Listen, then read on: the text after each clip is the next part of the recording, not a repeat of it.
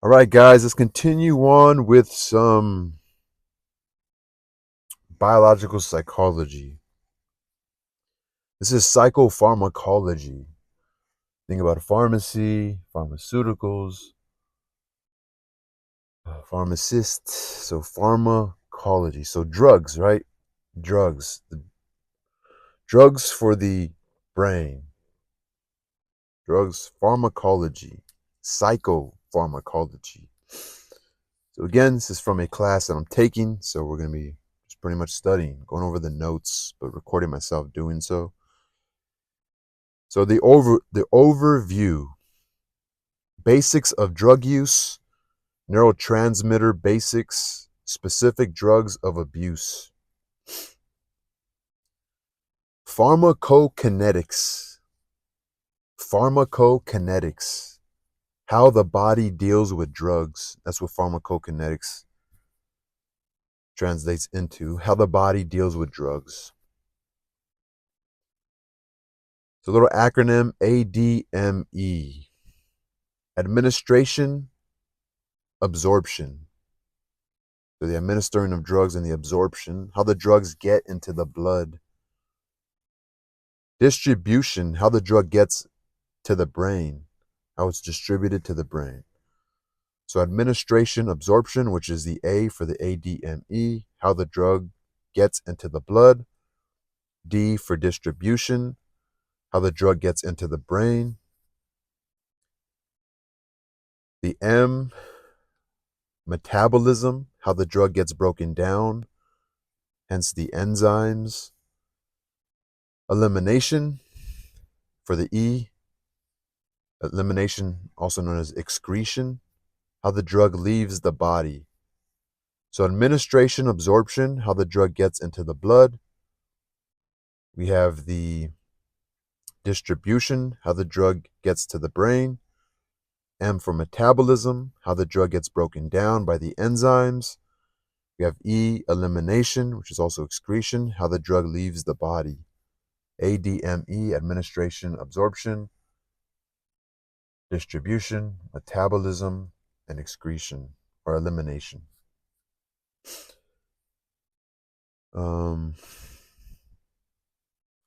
So 5 methods of drug administration. 5 methods of drug administration. Remember, administration and absorption, how the drug gets into the blood. So 5 methods of drug administration. So how the drug gets into the blood. So literally how a human injects and absorbs and administers the drug into their body. We have injection, vein, muscle, skin, or underskin. The vein is the fastest way. The vein is the fastest way to administer a drug. Inhalation, to inhale it. Mucous membrane absorption. Mucous membrane absorption. That is snorting it. Mucous membrane absorption. Ingestion, transdermal, through the skin. So the fastest, obviously, so this list right here we just mentioned has been listed from fastest to slowest. Also most dangerous to least dangerous.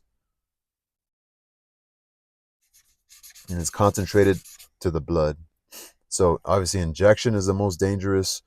Inhalation, snorting it, ingesting it, and then through the skin. All right, something about the speed of the administration and absorption. Usually the fastest technique gets the most of the drug to the brain. So are we doing distribution now? So usually the fastest techniques get the most of the drug to the brain. I think that, does this say least filtration mechanisms? Like they don't filter it out the most? Least filtration mechanisms? Fastest techniques are frequently the shortest lasting techniques. I need to question that. What does it mean by that? Can't really understand my writing here. Oh, but Like the fastest techniques are frequently the shortest lasting techniques. I got a question on this. All right, pharmacodynamics usually mess with no, okay. Pharmacodynamics. Drugs will usually mess with one of the following steps in synaptic communication. How the neurotransmitter, how the information, how the chemical and electric activity moves through the cells in the neuron, right? And how that information is going from one cell to the next. So drugs will usually mess with one of the following steps in synaptic communication. Usually mess with chemicals. So the drugs usually mess with the chemicals, which are the neurotransmitters. So neurotransmitter synthesis is a combo of parts on elements so as to form a whole. So neurotransmitter synthesis, combination of parts or elements so as to form a whole. No, yeah, it's not one. So drugs will usually mess with one of the following steps in synaptic communication. So the dynamics of the drugs. Neurotransmitter synthesis, that's one of them, which is a combination of parts or elements so as to form a whole. Neurotransmitter storage, neurotransmitter release, the binding of the neurotransmitter, reuptake inhibitors of the neurotransmitter, the reuptake/breakdown inhibitors of the neurotransmitter. So the reuptake, sort of the recycling of the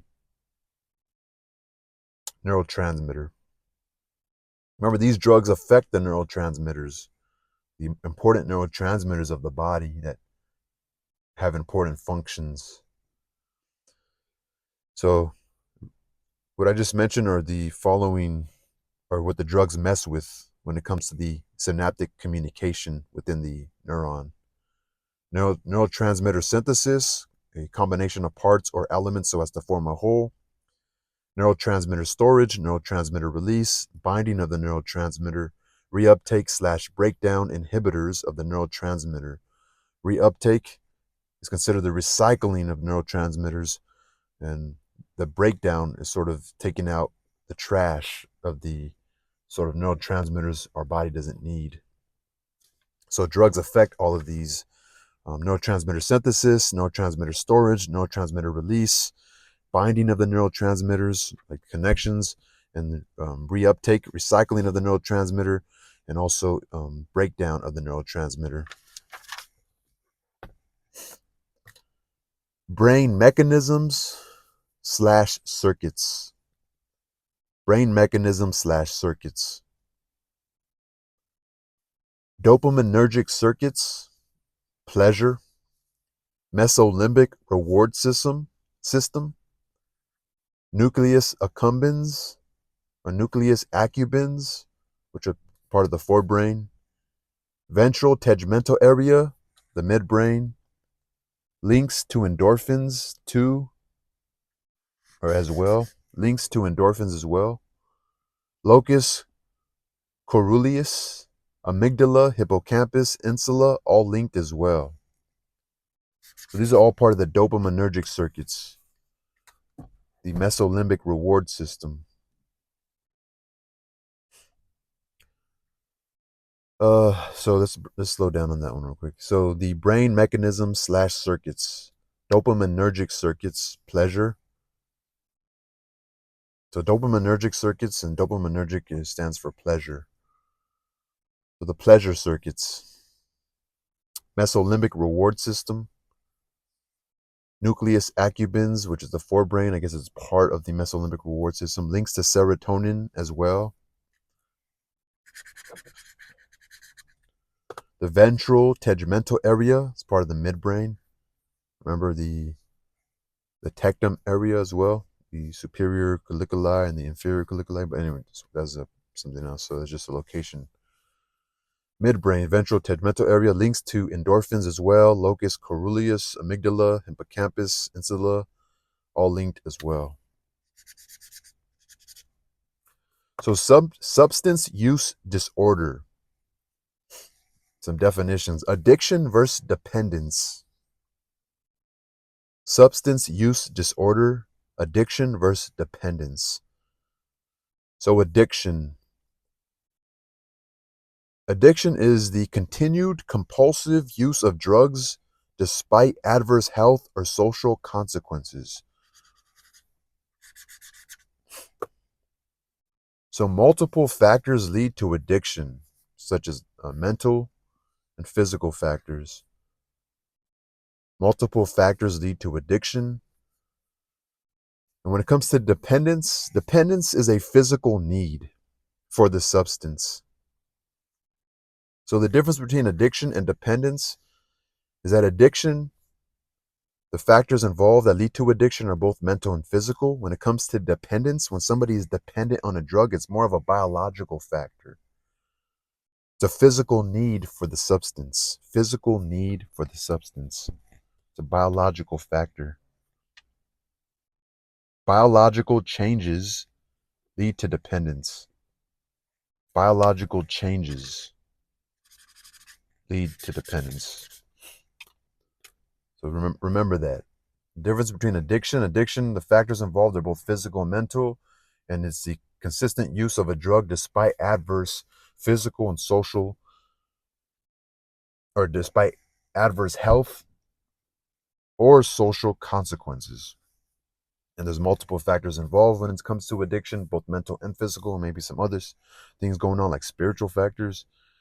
And then when dependence, it's more of a physical need for the substance. Biological changes lead to dependence. Genetic and environmental contributions to addiction. Genetic and environmental contributions to addiction. So tolerance and withdrawal. Tolerance and withdrawal. So tolerance, the body may become more efficient at metabolizing the drug. The cells may change their structure to become more resistant to the effect of the drug. So wow, the cells may change their structure to become more resilient, or more resistant, I mean. Because it's related in word, but the cells may change their structure to become more resistant to the effect of the drug. That's tolerance. The body may become more efficient at metabolizing the drug. The cells may change their structure to become more resistant to the effect of the drug.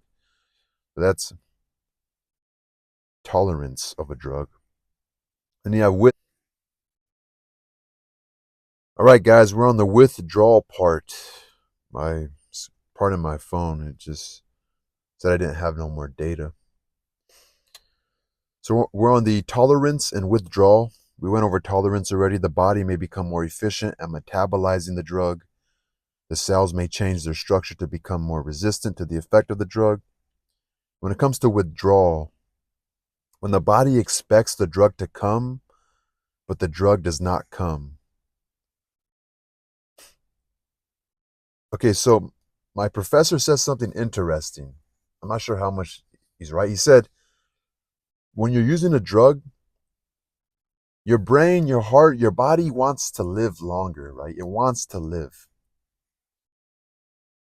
So when you first start getting high, your brain and your heart are on overload. They're tripping out. They're wondering what's going on.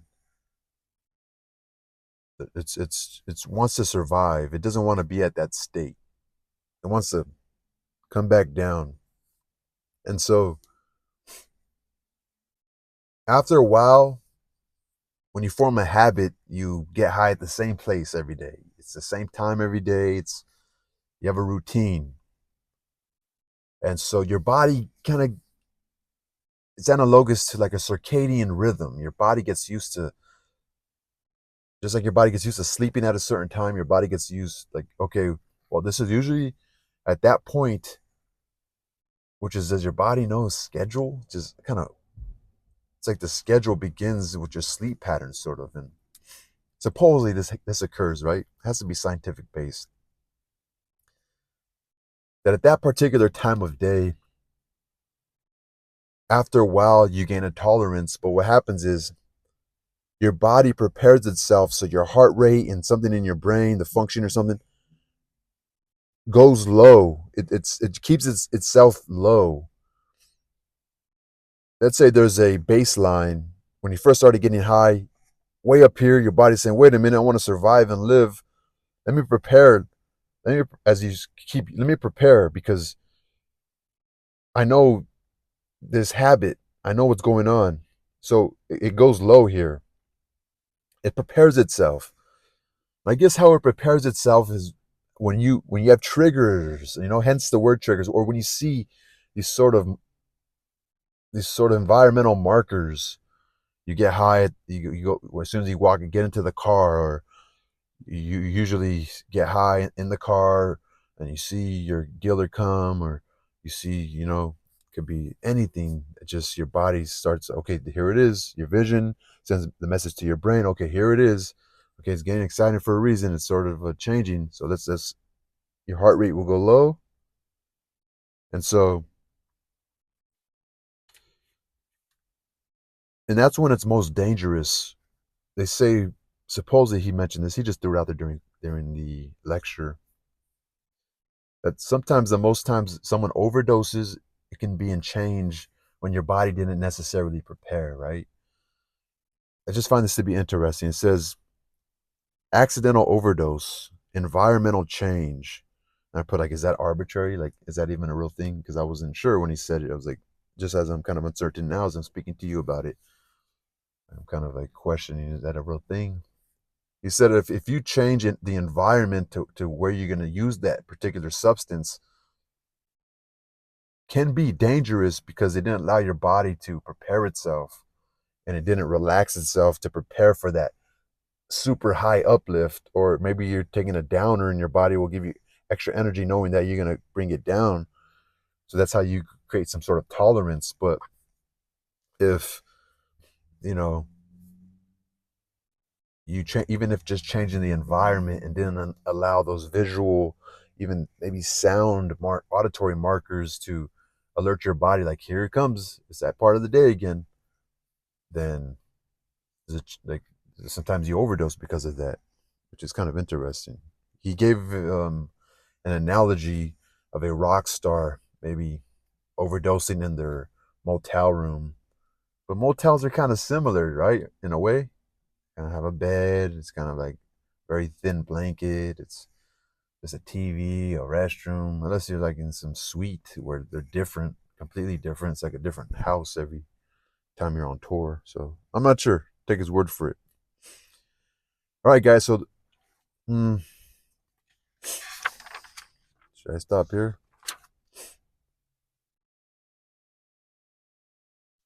Because now we're going to be talking about neurotransmitters, and then we talked about specific drugs. And, should I keep going? I'll stop.